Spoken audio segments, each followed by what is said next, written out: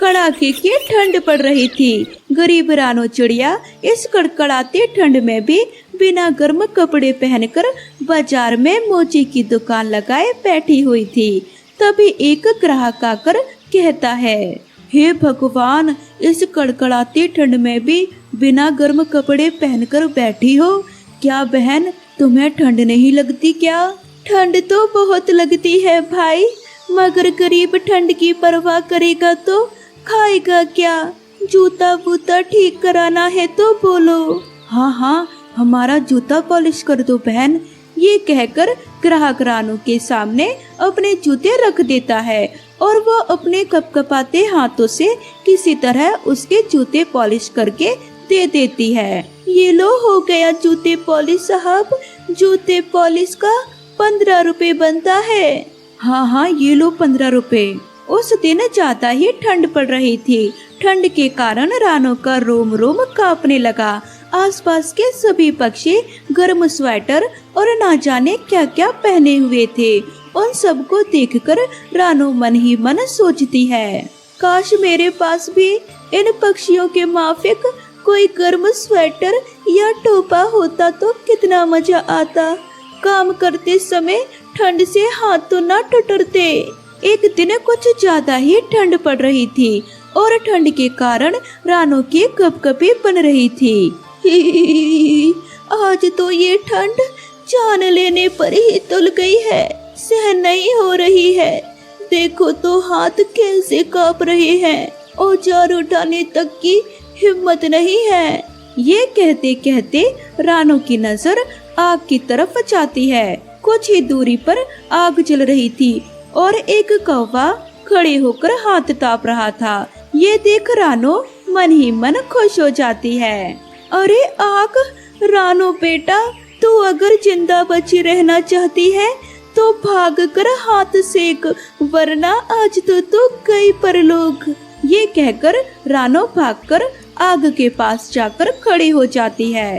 अब आई जान में जान, अब इस आग के पास से जरा भी नहीं हटूंगी। यहीं खड़ी रही तो काम कौन तेरा बाप करेगा? रानू कोई गर्म स्वेटर या टोपा काहे नहीं खरीद लेती? अरे कालू भाई, इस धंधे की कमाई से नया टोपा तक तो बनवा नहीं पाती, फिर गर्म स्वेटर या कंबल कहाँ से खरीदूं भाई? उस दिन शाम को रानू खाली हाथी घर लौटती है और उसके घर पहुँचते ही उसके बेटे गुड़िया चिड़िया उसके पास आ जाती है। माँ, मुझसे ठंड बर्दाश्त नहीं होती माँ। माँ, मुझे एक स्वेटर ला दो ना माँ। ये सुनकर रानू अपनी खाली जेब टटोलती है और रोने लगती है और रोते रोते कहती है, इस ठंड में काम पर जाऊं तो कैसे? बिना गर्म कंबल के मैं ठंड का सामना कैसे करूं गुड़िया बेटा? ये ठंड तो हम गरीबों पर कहर बन गई है। ना तो गर्म कपड़ा है और ना पेट में दाना।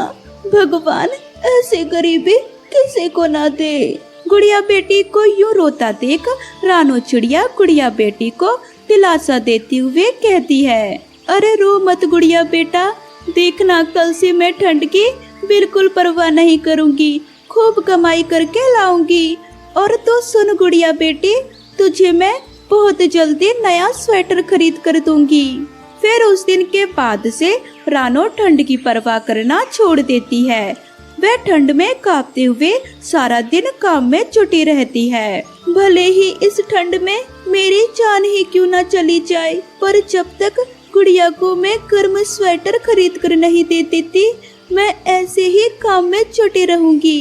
इस तरह कई दिन बीत जाते हैं और एक दिन एक स्वेटर बेचने वाला उसके दुकान के पास ही आ जाता है और रानू उससे कहती है, भैया मुझे कोई सस्ता सा स्वेटर दिखा दो। बहन जी, कोई भी स्वेटर ले लो, सबका दाम 400 रुपए है। पर मेरे पास तो बस 50 रुपए ही है भाई। जैसे ही रानू ये कहती है, उसके कई पड़ोसी दुकानदार वहाँ आ जाते हैं और मजाक उड़ाते हुए कहने लगते हैं, 50 रुपए? 50 रुपए में तो रुमाल तक तो आवे ना है। ये सयानी स्वेटर खरीदने चली। इतनी ही कंगाल है तो हाथ में कटोरा लेकर भीख क्यों नहीं मांगने चली जाती। स्वेटर तक पहनाने की औकात नहीं है तेरे पति की, समझी। इससे पहले कि पक्षियों की बातों का रानू कुछ जवाब दे पाती, स्वेटर वाला बीच में आ जाता है। देखिए, किसी की गरीबी का ऐसे मजाक उड़ाना सही नहीं है। किसी का भाग्य बदलते देर नहीं लगती। हो सकता है कल यही कंगाल तुम लोगों से अमीर बन जाए। स्वेटर वाले का ये करारा जवाब सुनकर सबको सांप सूंघ जाता है और वो सब वहाँ से खिसक जाते हैं और रानू चिड़िया रोने लगती है। रानू को रोता देखकर स्वेटर बेचने वाला कहता है, रो मत बहन, मेरे पास एक पुराना स्वेटर है, यदि चाहो तो मैं उसे 50 रुपए में दे सकता हूँ। ठीक है, दे दो भाई। फिर शाम को रानू घर आती है तो जाड़े में उसकी कपकपी बनी होती है। रानू गुड़िया को आवाज देते हुए कहती है, गुड़िया देखो, मुझे बहुत तेज सर्दी लग रही है, लगता है आज मैं नहीं बचूंगी।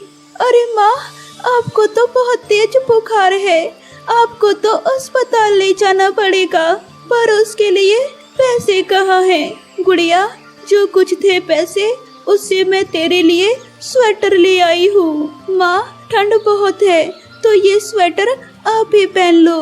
अच्छा ला दे, पहन लेती हूँ। फिर रानू जैसे ही उस स्वेटर को पहनती है, अचानक से ठंड लगनी तो बंद हो जाती है, साथ ही उसका बुखार और कपकपी भी गायब हो जाती है।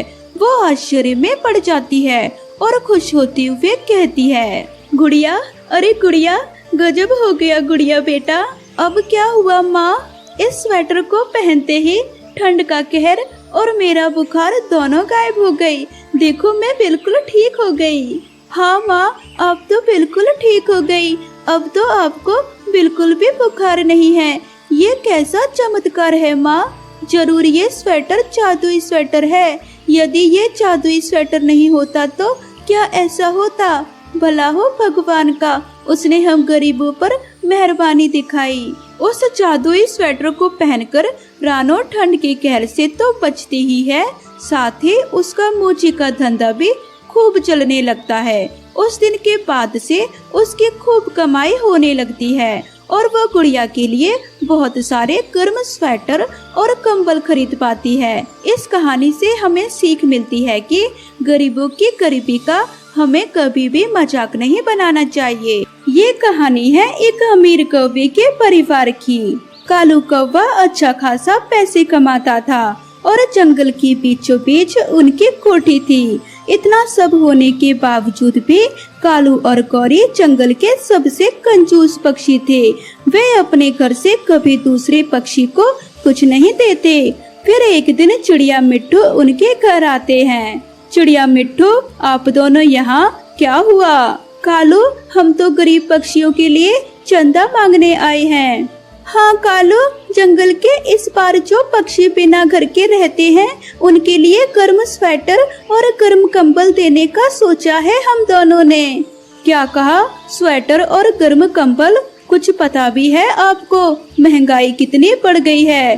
अरे कालू भैया, ठंड शुरू होने वाली है और एक पक्षी थोड़ी ना पूरा खर्चा उठाएगा। हम सब मिलकर पक्षियों का खर्चा उठाएंगे, बहुत दुआएं मिलती हैं। ना चिड़िया, हमें किसी की दुआएं नहीं चाहिए, आप ही करो जो करना है। मैं तो अपने घर से एक फूटी कौड़ी नहीं देने वाली। गौरी, हम कौन सा तुमसे अपने लिए पैसे मांग रहे हैं जो तुम इतना सुना रही हो? मैंने भी 500 दिए हैं गरीबों के लिए। ओए बड़ी चोंच वाले तोते, तेरे घर में आती होगी फ्री की कमाई, तभी तो इतना दयालु बनता है। अब भाग यहाँ से। मिट्ठू भैया, चले अब यहाँ से। आज के बाद इन कंजूसों के घर कभी नहीं आएंगे। फिर वो दोनों वहाँ से चले जाते हैं। अगले दिन एक बूढ़ी पक्षी उनका दरवाजा खटखटाती है।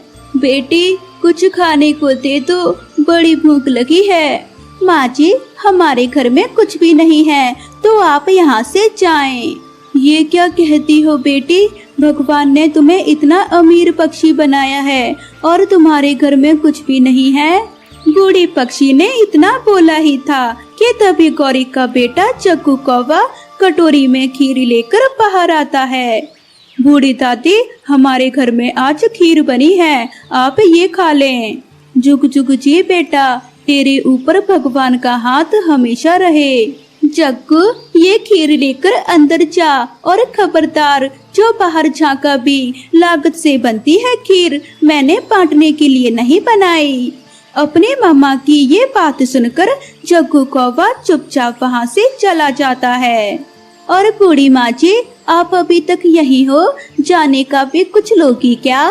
ना बेटा, मुझे तेरे घर से बहुत कुछ मिल गया, अब कुछ नहीं चाहिए, मैं चलती हूँ। भगवान करे तेरा घर ऐसे ही भरा रहे। ऐसे बोलकर वो बूढ़ी पक्षी वहाँ से चली जाती है। हाँ, आई बड़ी मुझे बददुआ देने वाली, इन भिखारियों ने मुझे परेशान कर रखा है। पता नहीं भगवान ऐसे पक्षियों को बनाता ही क्यों है। क्या हुआ गौरी, इतना गुस्सा किस लिए हो रही हो? फिर गौरी को भी अपने पति कालू को सारी बात बता देती है। बिल्कुल ठीक किया गौरी आपने, अब से कोई भी पक्षी आए उसे ऐसे ही सुनाकर भगाना है। इस तरह से वो दोनों पति पत्नी ऐसा ही करते हैं। अब तो कोई भी भिखारी उनके घर जाने से पहले 100 बार सोचता। धीरे धीरे समय गुजरता गया और समय के चलते कालू कौवे का धंधा भी ठप हो जाता है। गौरी, घर के कागजात कहाँ है? जल्दी मुझे दो। पर क्यों कालू जी? गौरी, बिजनेस में भारी घाटा हुआ है, तो दूसरी कंपनी वाले बिजनेस में पैसा लगाएंगे, तो उनके पास इस घर को गिरवी रखना है, तभी जाकर कुछ हो पाएगा। कालू, अगर फिर भी आपका बिजनेस ठीक नहीं चला तो क्या होगा? क्या होगा, हम घर से भी बेघर हो जाएंगे। ये कहकर कालू कौवा घर के कागजात ले जाता है और दूसरे पक्षी के पास गिरवी रख देता है। काफी समय बीत जाता है, मगर कालू के काम में कोई भी सुधार नहीं होता और वो घर से भी बेघर हो जाते हैं। चलो चलो जल्दी घर खाली करो, आज से ये घर मेरा है। कालू जी, अब हम कहाँ जाएंगे? घर भी नहीं रहा हमारे पास। गौरी, चलो, कहीं ना कहीं तो ठिकाना मिल ही जाएगा। फिर कालू गौरी अपना बैग लेकर घर से निकल जाते हैं। रात होने वाली थी, उन्हें अभी तक कोई ठिकाना नहीं मिला था। वो जंगल में यहाँ वहाँ भटक रहे थे। भगवान ने हमारे कैसे दिल ला दिए। एक समय था जब मैं रानियों की तरह रहती थी और आज देखो भिखारियों की तरह फिर रही हूँ। गौरी, रात होने को है और ठंड भी पड़ रही है, हम कैसे पूरी रात बिताएंगे? मुझे तो सोच सोच के ही डर लग रहा है। मम्मा पापा, मुझे भूख लगी है, कुछ खाने को दे दो। मेरे पास जो भी भोजन था वो भी खत्म हो गया, अब कुछ भी नहीं है। वो तीनों ऐसे बहुत परेशान थे। तभी जग्गू कौवे को बूढ़ी पक्षी दिखाई देती है जिसे वो खीर देना चाहता था। अरे बेटी, तुम तो वही हो ना जिसने मुझे खीर देने से मना किया था, अब यहाँ कैसे हो? बूढ़ी माँ जी, हमारा सब लुट गया, अब हम भी तुम्हारी तरह घर से बेघर हैं। समय का पहिया बहुत बलवान होता है, तेजी से दौड़ता है, कभी नहीं रुकता। इसलिए कहती हो, अच्छे कर्म करो जिससे भगवान हमारा साथ कभी ना छोड़े। गौरी कवि को अपनी गलती का एहसास हो जाता है। उन्हें अपनी आज तक की सारी गलतियाँ समझ आ जाती हैं। वो दोनों हाथ जोड़कर बूढ़ी पक्षी से माफी मांगते हैं। बूढ़ी माँ जी, हमें माफ कर दो। मुझे पता चल गया किसी की मदद करने से ही काम में ज्यादा बरकत होती है। चलो, अच्छा हुआ जो तुम्हें अपनी गलती का एहसास हो गया, मगर अब तो तुम्हारे पास कुछ भी नहीं है, तो इतनी ठंड में रात कहाँ बिताओगी? मेरे साथ चलो, मेरे गरीब झोपड़े में रात गुजार लेना, कम से कम वहाँ ठंड तो नहीं लगेगी। फिर वो तीनों बूढ़ी पक्षी के साथ चले जाते हैं, वहीं भोजन खाते हैं और चटाई बिछाकर सो जाते हैं। रात को ठंडी ठंडी हवाएं चल रही थी। जग्गू कौवा नींद से जग जाता है। मम्मा, मुझे बहुत ठंड लग रही है, मेरे सर पर ठंडी तेज हवा चल रही है। बेटा जग्गू, चुप करके सो जा, हवा तो इस पूरे चोपड़े में आ रही है। फिर वो दोनों सो जाते हैं। अगली सुबह जग्गू को तेज बुखार था। बूढ़ी माँ जी, जग्गू को तो तेज बुखार है। रात भर झोपड़ी में ठंडी ठंडी हवा जो आती रही।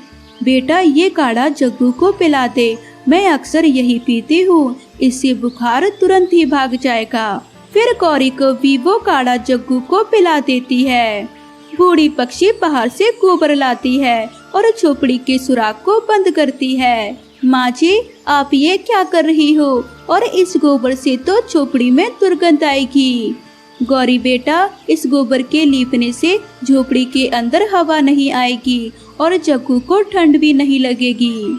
और बदबू का क्या है, वो तो सूख जाने के बाद अपने आप ही मिट जाएगी। माँ जी, मैं आपका ये एहसान कैसे चुकाऊंगी? आप दिल के कितने अच्छे हो, जो खुद बेकारी होती हुए भी हमारी इतनी मदद कर रही हो, मेरे बेटे को इतना प्यार दे रही हो। बस कर गौरी, बस कर, वो किसी के साथ भी ना करना। एक दूसरे की मदद करने से ही जीवन कटता है। फिर गौरी कौवी भी झोपड़ी को गोबर लगाती है। रात हो जाती है। अब ठंडी ठंडी हवा झोपड़ी के अंदर नहीं आ रही थी और वह सब सुकून से सो जाते हैं।